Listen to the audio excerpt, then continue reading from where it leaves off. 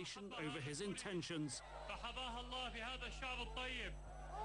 He vowed to stay and fight rebels, terrorists as he called them, and has given no indication since that he's changed his mind. Iran and Russia have stood behind him. But that's beginning to change.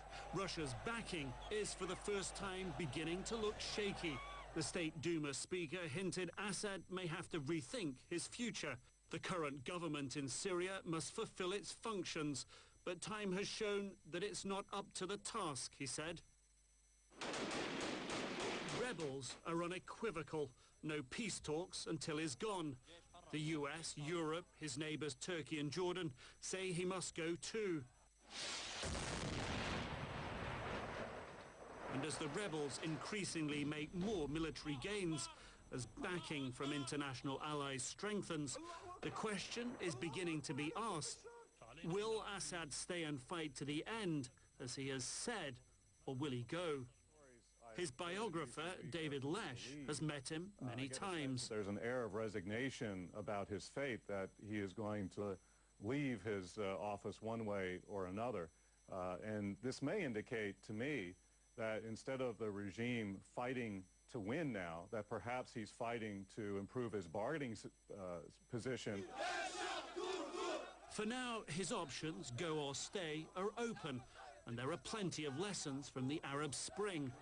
Unlike Muammar Gaddafi, the toppled Libyan leader, Assad has no international arrest warrants limiting his travel. He still has time to do what the Tunisian leader Ben Ali did at the beginning of the Arab Spring, make a run for it. He fled to Saudi Arabia. Unlikely Assad would go there. I cannot think of too many places that would house him, and probably the most viable option would be Iran. I don't think, knowing him personally, that would be a terribly desirous option. Egyptian leader Hosni Mubarak left it too late, fled to his palace at the port city of Sharm el-Sheikh, still in Egypt, and was arrested. Ending up in court amid humiliating scenes, lying in a hospital bed. Gaddafi called it completely wrong. He went on the run after balking, despite the advice of one aide, at cutting a deal that would allow him to flee the country. He paid with his life. The key question for Lesh, who advises Assad now? He has listened a great deal to his wife over the years. She has been one of his primary advisors, as has his mother. And again, from what I've heard, the mother is more of a stay and fight and we'll make our way through this type of personality, perhaps more so than his wife. And that fits in, I think, more clearly with those in his inner circle. What is for sure, if he does run, he'll want to know the leader there isn't about to be toppled too. Nick Robertson, CNN, London. It has been a year since Kim Jong-un assumed control in North Korea on the death of his father, the man they called the their leader. He joined thousands to lead Sunday's memorial for Kim Jong-il. CNN's Paula Hancock has more on how in the last year, Kim Jong-un has set about putting his own stamp on the country, taking a different path than his father. Forced to grieve in public, Kim Jong-un mourned his father and mentor 1 year ago. Thrust into the spotlight in his late 20s, he was considered by outsiders to be young and inexperienced. 4 months later, a rocket launch to mark the centenary of the birth of the founder of North Korea, Kim Il-sung, a hugely symbolic date. Following his father's example, he ignored international criticism, but the rocket failed. A rare admission of failure to the North Korean people, followed by an even rarer speech by the leader. The first time the world heard Kim Jong-un's voice, he acknowledged his people's suffering. Our party is determined our people will not have to tighten their belt, but will enjoy wealth and the honour of socialism. Kim Jong-un quickly showed a more personable side to his father and a willingness to interact with his people. He introduced his wife to the world, and she accompanied him on many public engagements, unheard of during his father's reign. She's played a very surprising role in constructing this image of a looser, a more relaxed, a more open leader domestically. And one thing to watch for is that going to translate in an international setting? But outside the cities, people still struggle to survive, according to aid groups, and brutal labour camps remain. Defector groups here in Seoul claim that Kim Jong-un has cracked down on residents trying to escape the country, threatening to imprison or even kill 3 generations of the family left behind. It's a claim CNN cannot confirm.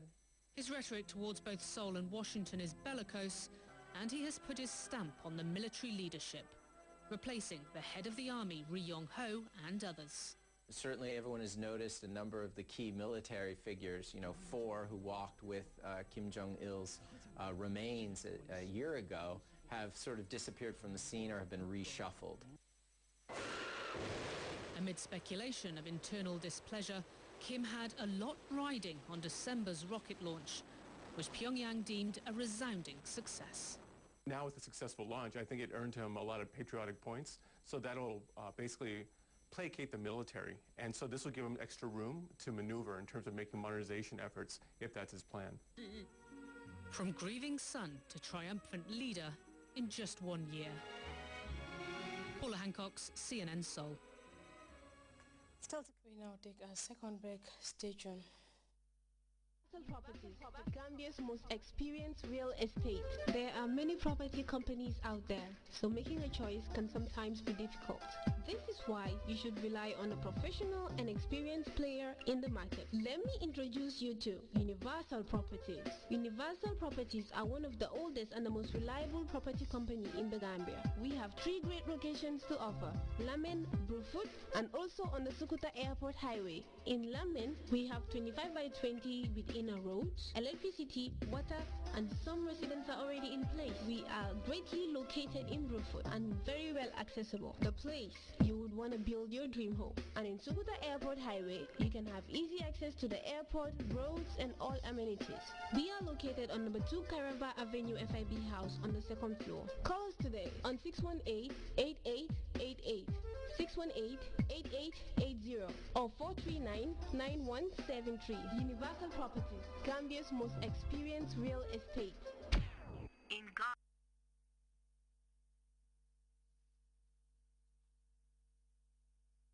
National School has metamorphosed into the best education provider at the daycare, nursery, primary, high school, and college level.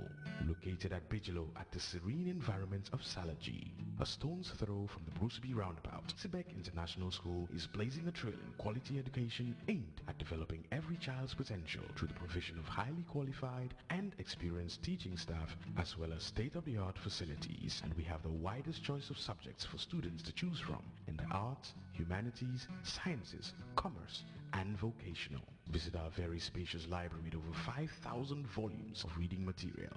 Beyond academics, our sports program is one of its kind in the Gambia. Feast your eyes on our incredibly beautiful 2,000-seater Grand School Auditorium, where talents are being perfected. Nothing has been left to chance in planning SBEC. Don't leave your place here to chance. Visit us today to take your place in the high school of today and the future.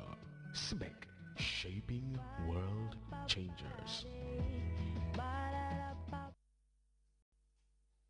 Welcome back, and before we end this edition of the news, a reminder of our headlines. Members of the Gambia Veterinary Council have held talks bordering on the body's role and functions with the Vice President and Women's Affairs Minister. Experts in information technology from across the African continent and beyond are gearing up for the commissioning of the multi-million-dollar Africa Coast to Europe submarine cable. The ANC faithful have congregated in the town of Mangwang Metro to elect a new standard bearer ahead of the 2014 presidential election, and Syrian Vice President Farouk al-Shara has urged rebels seeking to oust President Bashar al-Assad to hold peace talks with the government. That brings us to the end of this edition of the news. Thanks for watching. Jason Sutton for another bulletin. Meanwhile, enjoy our programs.